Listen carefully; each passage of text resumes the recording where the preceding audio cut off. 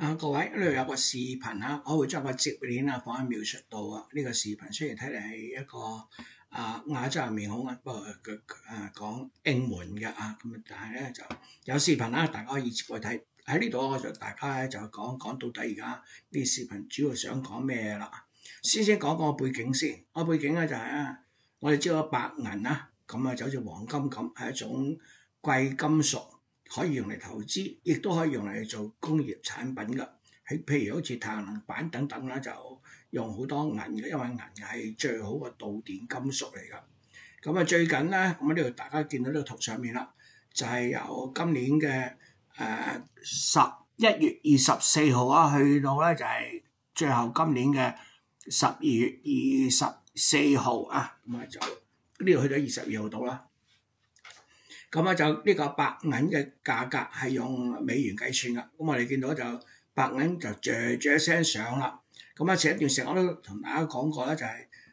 白銀而家係有一個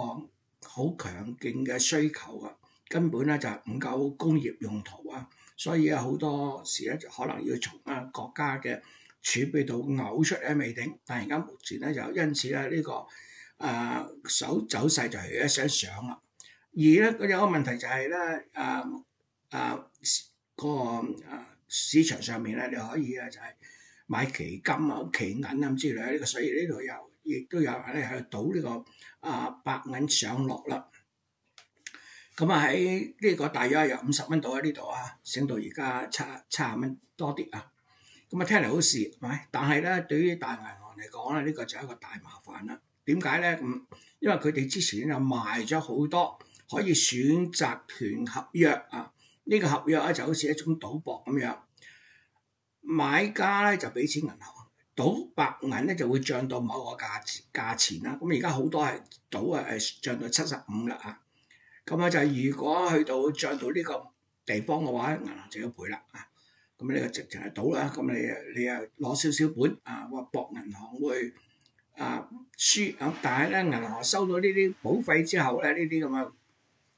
盤咧就應該又要做好對沖嘅，但係咧為咗錢啦，亦都諗住銀價上唔到咁高，所以咧就冇做到足夠嘅對沖啦。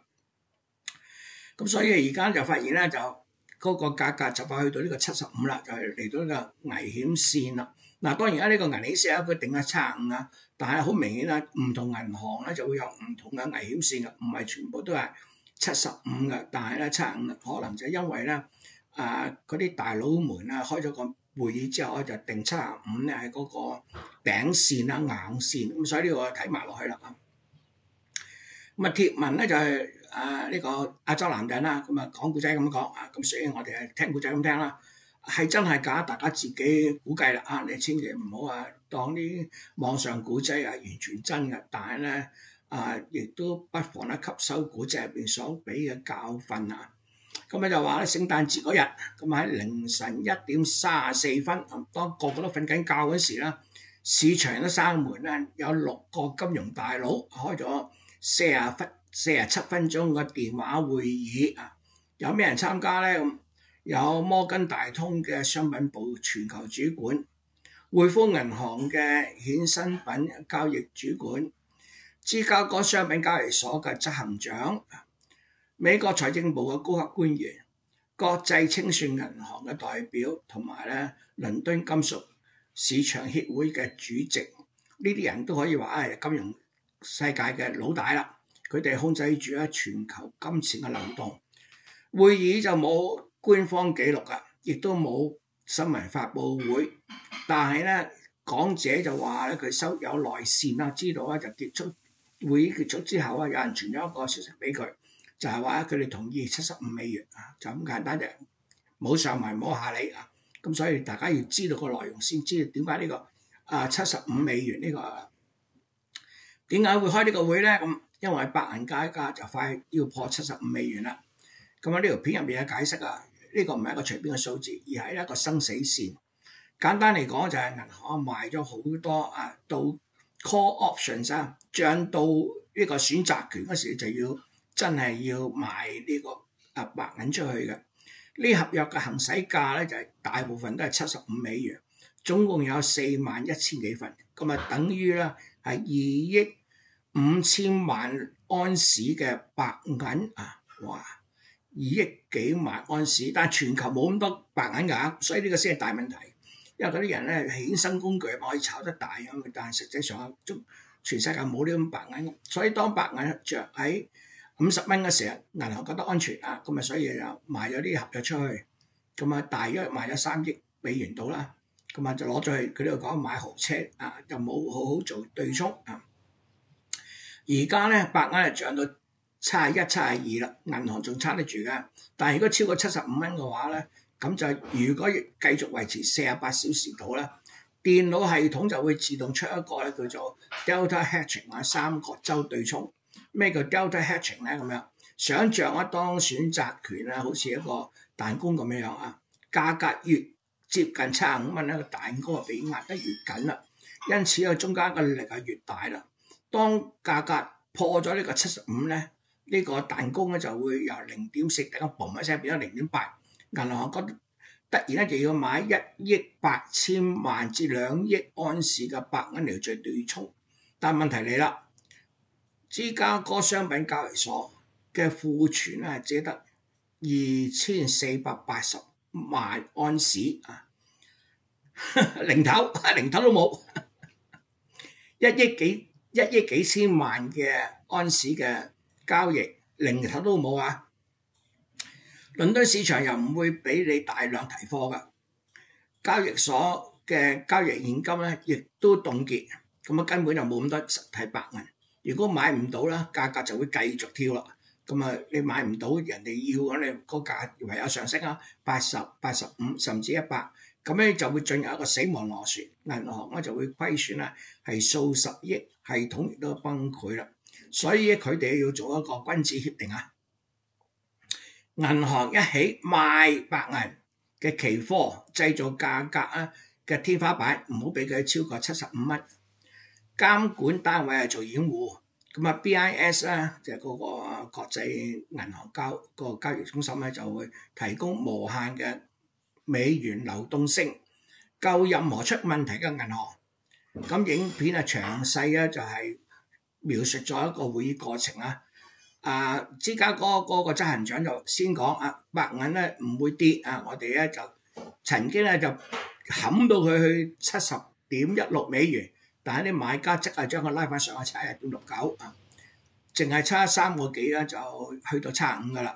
波動太大，如果破咗75嘅話咧，就要買1億8000萬安士啊。我哋出唔到貨，咁啊就淨係得可以硬頂嘅啫啊。大通俾人講啦，我哋咧就短咗35% 嘅合約，喺71.659已經蝕錢㗎啦。如果破75嘅話咧，24小時之內就會蝕5億美元，所以一齊要大家一齊行動啊！財政部官員就急啦，就話100美元嘅白銀代表美國就失信，我哋要支持合法嘅穩定，咁然後就有協議啦，咁啊將銀限喺75嗰度，係咪73蚊就賣，一路壓低佢，希望可以壓得到啦。咁啊，會議結果喺2:21結束。咁啊，來線咧就喺半個鐘頭到啦，就3:15咧就傳出消息同意咗75。咁呢啲對於炒呢啲黃金白銀呢啲嚟講呢個內幕消息當市場一開咧係非常有用㗎。所以呢個而家同大家分享啦嗱。但係因為呢個消息分享咗出去咧，咁消息嘅效果就大家自己諗啦嚇，可能後面一連串嘅個問題咧就唔關旅業事啊。嗱，影片選擇講呢個證券市場行動喺2025年10月24號聖誕夜，白銀高到72個7毫半，午夜突然間大賣，真係冚到去70個1毫6，咁啊試圖要攻破呢個70美元嘅心理關卡，但係咧就有人恐慌賣出，咁啊實體買家就進場，1點鐘收盤嗰時咧就炒翻上去71個6毫9，呢個唔係隨機嘅，係計劃失敗。所以影片預測26號開市嗰陣時，媒體會大肆宣傳，專家就會上 CNBC 啊等等啊，就話咧白銀過熱啦，需求要降啦，咁啊應該獲利了結啦，目的就係嚇你逼你賣出去，等銀行咧可以攞到實體銀嘅短倉啊。每一安士嘅你賣每一安士銀咧，銀行就可以得1分嘅贖命啊！你持一安士嘅銀咧，就佢哋喺官場上面釘口釘啊！呢個就嗰個樓主講嘅。但係呢個咁樣嘅上限會唔會失敗咧？咁樣根據樓主講咧就係啦，銀行可以能印錢，可以賣紙合同啊 ，paper selling， 但係咧唔能夠變出真正嘅實體嘅白銀。全球嘅白銀欠缺係1.1億安士，提煉廠產能不足，最關鍵就係咧，中國嘅上海買家根本就唔了你個西方把戲，佢哋肯俾啲原價出嚟，80蚊仍然要實體銀，我都要80蚊啊！中國人又笑啦，你哋玩紙㗎，我哋攞貨，只要嗰個價格差存在嘅話咧，實體就會喺西方度有流出啦，終於會逼嗰個紙市場係乾竭嘅。另外咧喺銀行之間咧都有一個叫做 prisoners dilemma， 咁就係喺game theory 入邊一個好重要嘅概念啊。呢個同將來咧喺美國嘅國債啊，咁啊就係契弟走得摩啊，咁啊呢個就係最簡單嘅講法啦，大家假裝扮合作，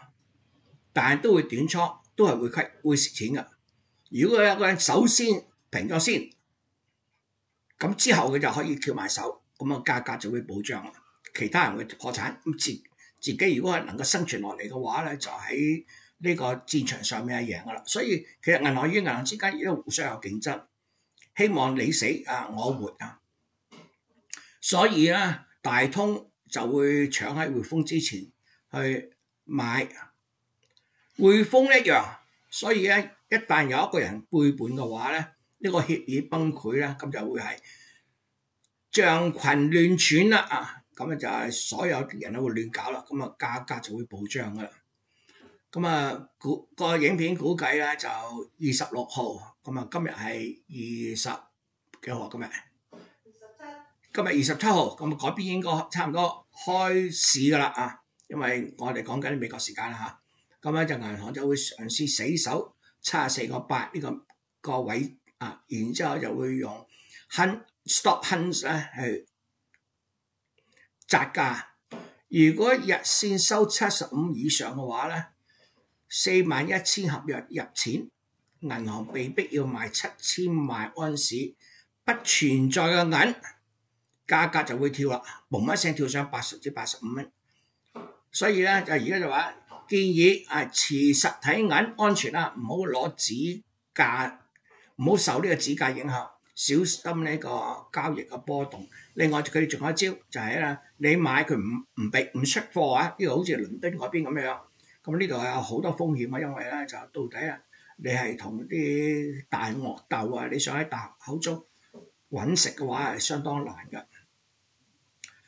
咁所以佢就話咧冇銀嘅48小時之內買啊，咁因為75蚊咧實貨㗎啦。呢個佢講咁講啊，咁啊信唔信大家自己揸住嘅，千祈唔好因為老葉呢條片咧就改變大家嘅投資方向。不過呢個總結就係講得好清楚嘅，金融界係有黑暗嘅一面嘅，絕對有，呢個大家唔使懷疑㗎啦。啲大佬會秘密控制價格嚟到保護自己，啲壞賭絕啦，佢贏咧就會通吃啊，輸咧佢就唔想輸㗎。呢個係任何呢啲大佬嘅心態嚟㗎。佢哋係犧牲咩咧？總之就係道士死唔好死我啊！總之咧就係犧牲散戶啊。咁雖然呢個係據說啊，但係就亦都反映到咧就係而家白銀供求係真係失衡嘅，因為工業個需求大，尤其是而家做芯片，大家都搶，做能源汽車又要搶，因為用電咧，你用銀咧就自然咧就係嗰個嘅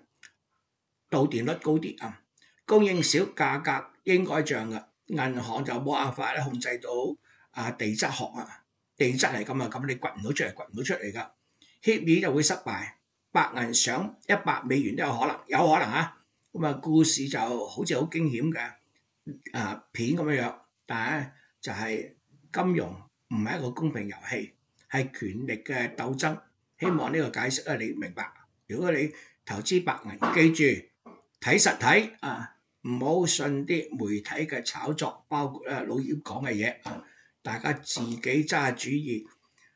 輸贏係各位自己嘅福氣啊，同我無關。好，多謝大家。